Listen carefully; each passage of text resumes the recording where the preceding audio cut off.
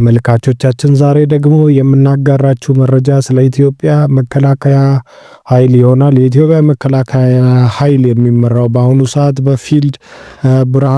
በፊልድ ማርሻል ብርሃኑ ጁላ ነው። እንደሚታወቀው ፊልድ ብርሃኑ ጁላ በዓለም ላይ ከሚታወቁ ስትራቴጂክ የሚሊተሪ አመራር መስጠት ከሚችሉ ተብሎ ነው ወደ ማርሻልነት ያደጉት። እንግዲህ በጦርነት አቅማቸው ውስጥ እጅግ ታክቲካል ከሚባሉ መሪዎች ነው። በተደጋጋሚ ከተለያዩ ሀገሮች አድናቆት አግኝቷል። ይህም ብቻ ሳይሆን ደግሞ ከዩጋንዳ የተለያዩ የሚሊተሪ አሲስታንት የሚፈልጉ ሰዎች ፊልድ ብርሃኑ ጁላ እንደሚያማክራቸው ይነገራል።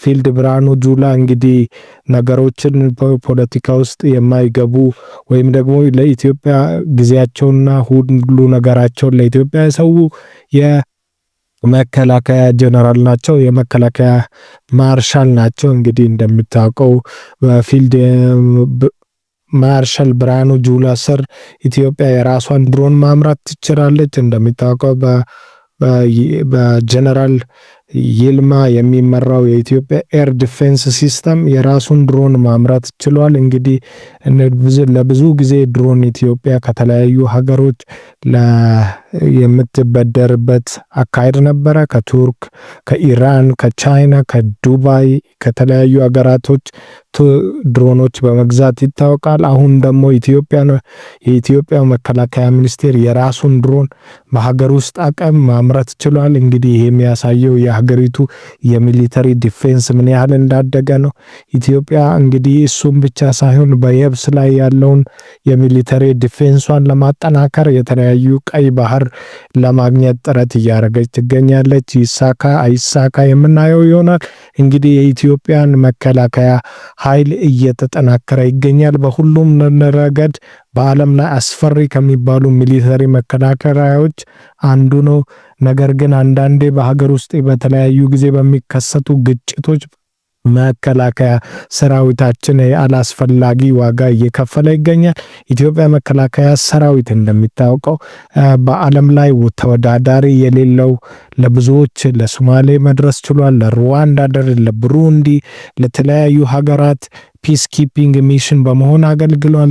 ይህ ብቻ ሳይሆን እንግዲህ ኮሪያ መሄድ የቻለ የኢትዮጵያ ሰራዊት ነው። ስለዚህ እንግዲህ በዓለም ራንክ ውስጥ ከፍተኛ አድናቆትና ለዓለም ሰላም ያበረከተ ትልቅ ድርጅት ነው። ስለዚህ የኢትዮጵያ መከላከያ ሰራዊት በተለያዩ ጊዜ ከተለያዩ ሀገራት የሚሰጠውንም ደግሞ የፖለቲካዊ ትችቶች አያስተናግድም። እንደሚታወቀው ግብጽና ኢትዮጵያ በአባይ ዙሪያ የተለያዩ አስተያየቶች በሚሰጡበት ጊዜ ፊልድ ብርሃኑ ጁላ የጦርነትን ነገር በመናገር አይታወቁም። ረጋ ብለው ስለ ሰላም ነው የሚናገሩት። ፊልድ ብርሃኑ ጁላ እንግዲህ ከግብጽ አቻቸው የጦር መከላከያ ጋር አነጻጽረን የምናቀርብ ይሆናል። እንግዲህ እንደሚታወቀው ግብጽ የሚሊተሪው አቅሟ በአሜሪካ የሚደገፍ ነው። እንግዲህ ያላቸውን ነገር ሁሉ የወሰዱት ከአሜሪካ ነው። እንደ ኢትዮጵያ መከላከያ ሰራዊት በራሷ አቅም ያደገች አይደለችም። የኢትዮጵያ መከላከያ አቅም ከግብጽ በበጀት እጅግ ያነሰ ቢሆንም የኢትዮጵያዊነት አንድነቱ የማሸነፍ ስትራቴጂክ ብቃት ግን በብዙ እጥፍ ከግብጽ የተሻለ እንደሆነ ይታወቃል። ምክንያቱም ደግሞ ኢትዮጵያን አንድነታቸውን እንግዲህ ኢታሊዎችን አውሮፓን በማሸነፍ የጦርነት ጀብድ ወይም ደግሞ ናቹራል ኢንተለጀንስ እንዳላቸው ይነገራል እና ግብጽ የትኛውንም ትንኮሳ ብታረግ ከኢትዮጵያ ጋር ውጊያ ቢገጥሙ ግልጽ ነው ድል የኢትዮጵያ ነው። ይሄንን ምንላችሁ ደግሞ አንደኛ ከኢንተለጀንስ ወይ የጋዘሪንግ ሲስተም ተነስተን ሲሆን ምክንያቱም የኢትዮጵያ ዲፌንስ ፎርስ እጅግ የላቀ እጅግ የሚያስደንቅ ብቃት ላይ ያለ ነው። እንግዲህ እንደሚታወቀው ግብጾች የተለያዩ ኢትዮጵያን ሲስተም ወይም ደግሞ ኢትዮጵያ እንዳታድግ የተለያየ ነገር ሲያደርጉ ነበረ።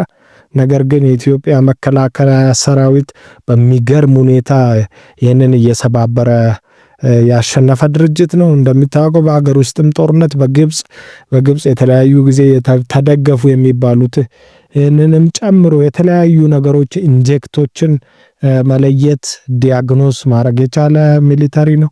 ስለዚህ ዛሬ ስለ ፊልድ ብርሃኑ ጁላ ስለ ኢትዮጵያ መከላከያ ሰራዊት ይህንን ካናችሁ ኢትዮጵያ መከላከያ ሰራዊት እንግዲህ እንደሚታወቀው ቀይ ባህር በሰላማዊ መንገድ እንዲመጣ ይፈለጋል። ወይም ደግሞ የኢትዮጵያ መንግስት ፍላጎት ቀይ ባህር በእጃችን በፍላጎት እንዲመጣ እንግዲህ ዲፕሎማሲያዊ ጥረት ተደርጓል። እንግዲህ እንደሚታወቀው ኢትዮጵያ የቀይ ባህር ዲፕሎማሲያዊ ከሀገር የመርከብ ጦር የመገንባትም አቅም እንደምታጎለብት ይነገራል። ይህንን በምታደርግበት ጊዜ ደግሞ የመርከብ ጦሩን በዓለም ላይ የሚሊተሪ ወይም ደግሞ የጦር ሁኔታን ደግሞ እጅግ ከፍ ያደርገዋል። ኢትዮጵያ ተሰሚነቷ ከፍ ይላል። እንደሚታወቀው በአፍሪካ ዩኒየን ውስጥ ወይም ደግሞ በአፍሪካ ህብረት ውስጥ ደግሞ የኢትዮጵያ የጦር አቅም ብቻ ሳይሆን ተጽዕኖ የመፍጠር አቅም አቻ የለውም። እንግዲህ በአፍሪካ እጅግ ዝነኛ ከሚባሉ ሀገራት ነው። የመርከብ ጦር አቅሟን ደግሞ ስትጨምር በሚሊተሪ የምታስፈራ አገር ትሆናለች። ይህንንም ብቻ ሳይሆን ደግሞ የራሷን ኢንተረስት ወይም ኢትዮጵያዊ ብሔራዊ ጥቅምን ለማስቀደም ጉልበት ይኖራቸዋል። አደሴም ታይም ደግሞ ኮሜርሻል ኢንተረስቷን ወይም ደግሞ ለወደብ የምትከፍለውን በከፍተኛ ገንዘብ እንደሚቀንስ ይነገራል። ይሄ ወደብ ሲመጣ በተለያዩ አሁን ወደብ ልናገኝበት የምንችለው አማራጮች በኤርትራ ወይ ደግሞ በሶማሊያ በተለያዩ አልተርኔቲቮች አሉ። ነገር ግን እንደሚታወቀው ከኤርትራ ጋር ወደብ እንግዲህ አሰብ ወደብ የኢትዮጵያ ነበረ ተብሎ ይወራለታል። ይህንን ደግሞ ወደዚህ ለማድረግ እንግዲህ ኢትዮጵያ መንግስት ከዚህ ቀደም በዲፕሎማሲያዊ ጥረት ኤርትራና ኢትዮጵያ ቢጠይቁም የተሳካ አይመስልም። ነገር ግን አሁንም ደግሞ ዲፕሎማሲያዊ ጥረቶቹን ከሌላ ሀገራት ጋር ማድረጋቸው ይታወሳል። እንደሚታወቀው ከሶማሊያ ጋር ያደረጉት የስምምነት ከሶማሌላንድ ጋር እንደ ሶማሊያን ማስቆጣቱን ተከትሎ ለጊዜው መብረድ ችሏል። ለነገር ግን ለኢትዮጵያውያን ብሔራዊ አጀንዳቸው አሁን ቀይ ባህር መሆኑ የሀገሪቱን አንድነት እጅግ ከፍ የሚያደርግ ነው ተብሏል። ሰዎች ካሉበት የአስተሳሰብ ደረጃ ከፍ ወደ ብሔራዊ አንድነት የሚመጡበት ሂደት እጅግ ከፍ እንደሆነ እየተወራ ይገኛል። እንግዲህ እንደሚታወቀው የኢትዮጵያ መከላከያ ሰራዊት ደግሞ የሀገሪቱን ሰላምና ደህንነት በመጠበቅ ከፍተኛ ሚና ይነገራል። እንግዲህ እንደሚታወቀው በሌላኛው ደግሞ በዓለም ላይ ያሉትን ፖለቲከኞች ሀገር ወዳዶችን አንድ ያደረገ ጉዳይ ነው ተብሎለታል።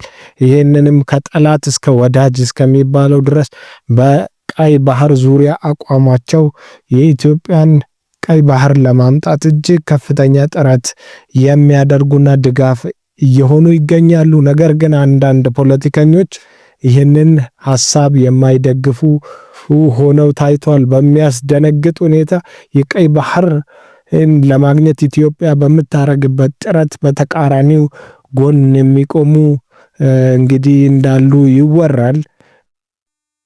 ይሄ ደግሞ እጅግ የሚያሳዝን ጉዳይ ነው። እስቲ